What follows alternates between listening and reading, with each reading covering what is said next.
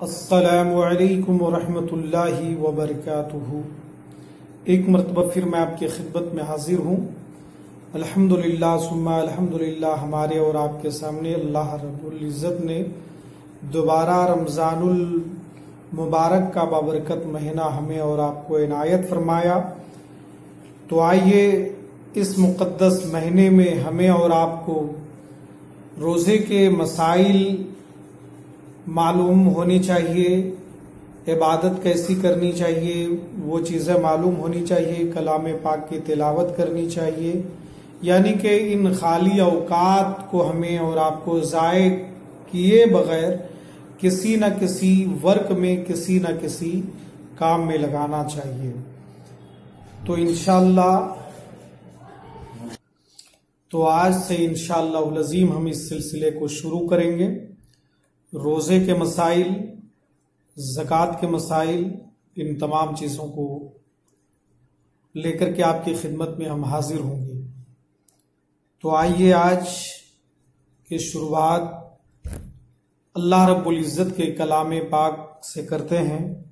اللہ عز و جل ارشاد فرماتا ہے، یا ایھا الذین آمنوا کتب علیکم الصیام کما کتب علی الذین من قبلکم لعلکم تتقون ایاما معدودات فمن کان منکم مریضا او علی سفر فعدۃ من ایام اخر وعلی الذین یطیقونہ فدیۃ طعام مسکین فمن تطوع خیرا فہو خیر لہ وان تصوموا خیر لکم ان کنتم تعلمون۔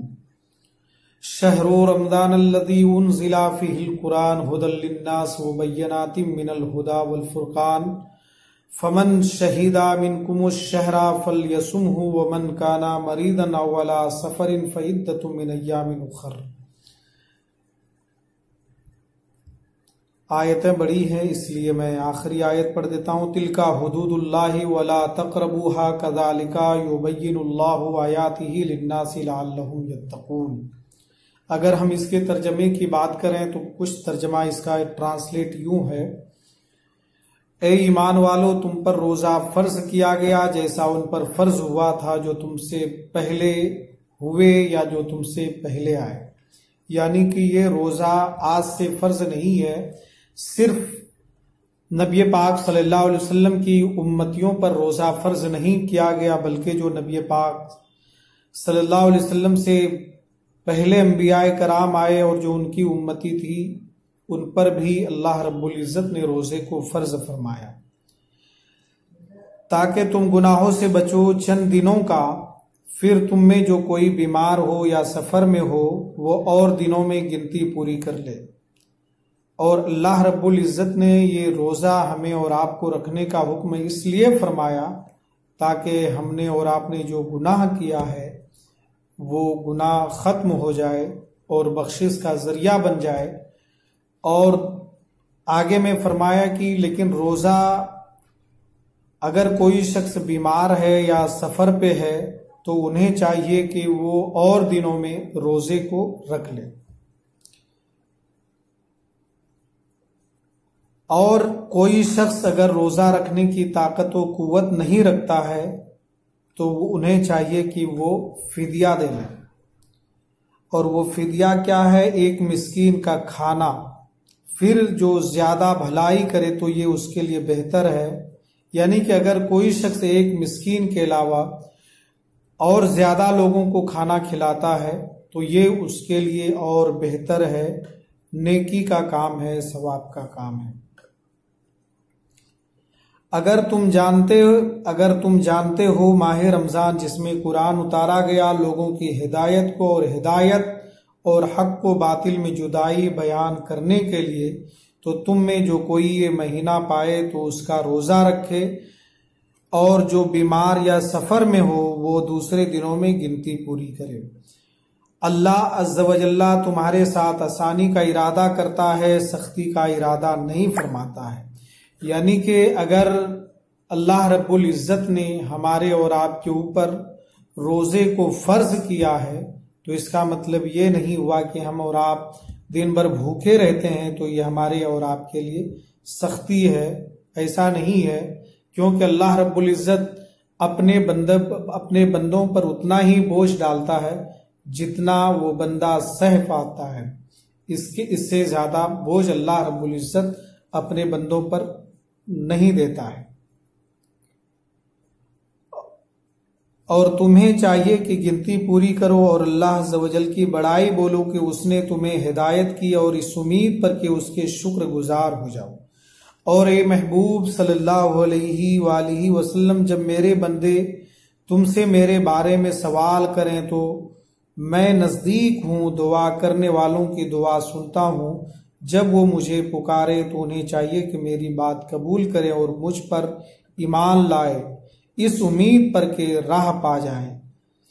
اور آگے میں یہ فرمایا اللہ رب العزت نے کہ اے میرے محبوب صلی اللہ علیہ وسلم، اگر کوئی شخص میرے بارے میں سوال کرے کہ اللہ ہے کون، اللہ کہاں ہے، تو اللہ رب العزت نے فرمایا کہ میں تم سے قریب ہوں، اور اگر تم مجھ سے کچھ سوال کرو گے، کچھ کوشچن کرو گے، کچھ مانگو گے، تو میں تمہاری ہر باتوں کو سنتا ہوں، تمہاری ہر ارادے کو، ہر خواہش کو، ہر امیدوں کو میں جانتا ہوں۔ یعنی کہ اللہ رب العزت انسان کے شہ رگ سے بھی زیادہ قریب ہے، لیکن انسان سمجھ نہیں پاتا ہے۔ اور اس امید پر تم اللہ رب العزت سے قریب ہو جاؤ کہ وہ تمہیں بخش دیں۔ تمہارے لیے روزہ کی رات میں عورتوں سے جماع حلال کیا گیا، وہ تمہارے لیے لباس ہیں اور تم ان کے لیے لباس ہو۔ اللہ عز و جل کو معلوم ہے کہ تم اپنی جانوں پر خیانت کرتے ہو، تو تمہاری توبہ قبول کی اور تم سے معاف فرمایا، تو اب ان سے جماع کرو اور اسے چاہو جو اللہ عز و جل نے تمہارے لیے لکھا، اور کھاؤ پیو اس وقت تک کہ فجر کا سپید ڈورا سیاہ ڈورے سے ممتاز ہو جائے، پھر رات تک روزہ پورا کرو اور ان سے جماع نہ کرو، اس حال میں کہ تم مسجدوں میں معتکف ہو۔